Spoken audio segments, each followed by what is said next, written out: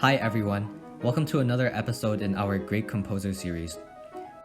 This episode is all about Frédéric Chopin, one of the greatest composers and virtuoso pianists of the Romantic era. Over the course of his life, he would cement his legacy as one of the faces of the Romantic era of music. Chopin was born in Zhelyaznava Wola on March 1, 1810, in what was then the Duchy of Warsaw, a Polish state established by Napoleon Bonaparte. His father, Nicolas Chopin, was a Frenchman who emigrated to Poland in 1787, tutoring children of the Polish aristocracy. One of the families whom he worked for was the Skarbecks, whose relative he had married, Tekla Justyna Krzyżanowska. Frédéric Chopin was also named for his godfather, Frédéric Skarbek, one of Nicolas Chopin's pupils. Frédéric Chopin would come to have one elder sister and two younger ones as his family members. 6 months after his birth, the family moved to Warsaw, where his father had acquired a teaching position, hosted at a secondary school at the Saxon Palace. He lived with his family in the palace grounds. His father played flute and violin, and his mother played piano, exposing him early on to music. Chopin began taking an interest in music at the age of 6, where he began to play music by ear and create small tunes of his own. In 1816, he began taking classes from accomplished Polish musician Wojciech Żywny. Under his wing, he began learning about the art of piano composition and performance. In 1821, he stopped taking classes from Żywny and began to improve upon his performance and songwriting on his own. At the age of 8, he was invited to perform at a charity concert, marking his first public performance. Although before that, he had been invited to perform at many private concerts thanks to his popularity and his family's position within the Warsaw Lyceum. He also began to play pieces with the carillon, which was a hybrid instrument consisting of parts from both a piano and a mechanical organ. In 1821, at the age of 11, Chopin performed for former Russian Tsar Alexander I, which earned him the respect of the ruler and a diamond ring as a reward for the performance. He made his first impression on foreign press in 1825, where he performed his own Rondo Opus 1 at a concert, where his pieces and performances were met with great praise. Between 1824 and 1828, Chopin frequently traveled outside of Warsaw to go to the Polish countryside, where he found an interest and gift in literary work. He also gained an appreciation for rural Polish folk music, so much so that many of his future works would draw influence from this genre. In 1828, Chopin visited Berlin while still a student, attending various concerts and observing the works of great musicians like conductor Gaspare Spontini and composer Felix Mendelssohn. He then returned to Warsaw to complete his studies in the following year, and composed his first etudes after hearing a set of Paganini's variations for violin. After his 3 years of study at the Warsaw Conservatory, he traveled to Vienna to make his performance debut. His 2 piano concerts drew very favorable reviews. Many admired his technically impressive playing and his elegant touch. So for the next few years, Chopin traveled around, performing in Poland, Germany, and Austria, quickly building exposure for his talents as a musician. His ultimate goal was to travel to Italy. However, due to the revolutions in Italy around the 1830s, it was too dangerous, and he could not pursue his ideal career in Italy.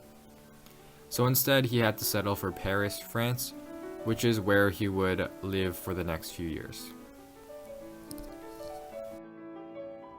In 1830, Chopin left Warsaw for Paris, where he encountered many artists and distinguished figures. A few of his acquaintances included Hector Berlioz, Franz Liszt, and Ferdinand Hiller.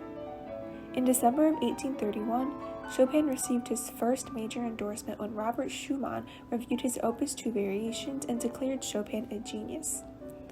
In February of 1832, Chopin performed his first debut Paris concert at 9 Rue Cadet, drawing universal admiration. By the end of 1832, Chopin had achieved celebrity status in Paris, establishing himself with the musical elite. He began publishing his works and teaching students from all over Europe, earning high wages and becoming financially independent from his father. Although Chopin was regarded highly in Paris, he seldom performed in front of large audiences, preferring instead to play in the comfort of his own home for small groups of friends. The few times Chopin did perform publicly, he was accompanied by other musicians. In 1833, Chopin, Liszt, and Hiller performed a concerto by Bach, and in 1838, Chopin and two of his pupils performed two movements of Beethoven's Seventh Symphony. Chopin was also involved in the composition of Liszt's Hexameron, resulting in his success with publishers. In 1833, he contracted with Maurice Schlesinger, who arranged for it to be published in France, Germany, and England.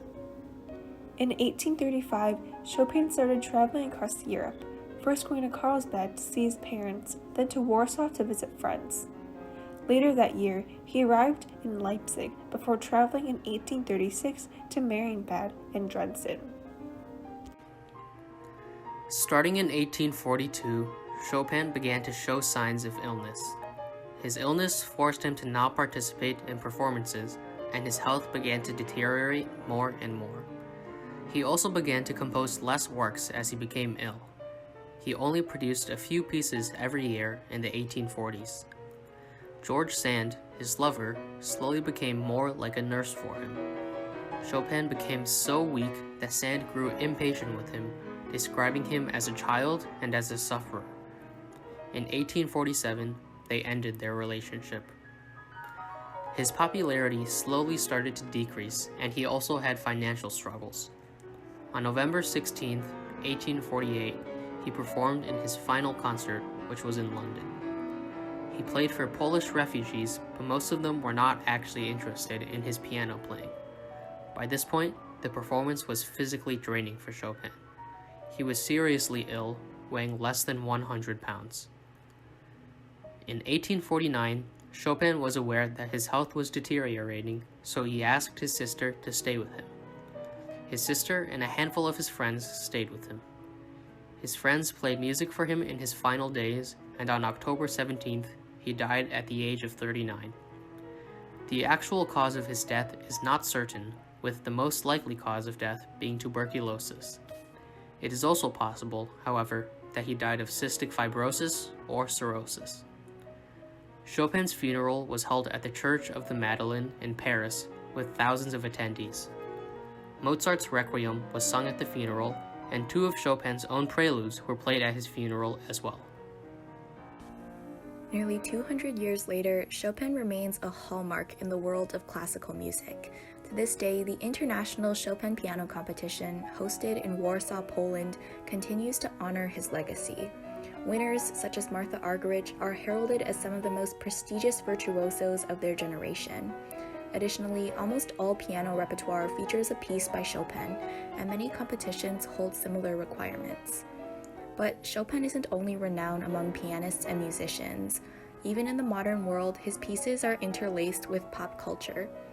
For example, his heroic Polonaise has inspired several pop songs, and recently, his Raindrop Prelude featured as the backdrop for a commercial for the video game Halo 3, and Alicia Keys' album As I Am opens with her playing an adaptation of his Nocturne No. 20 in C-sharp minor.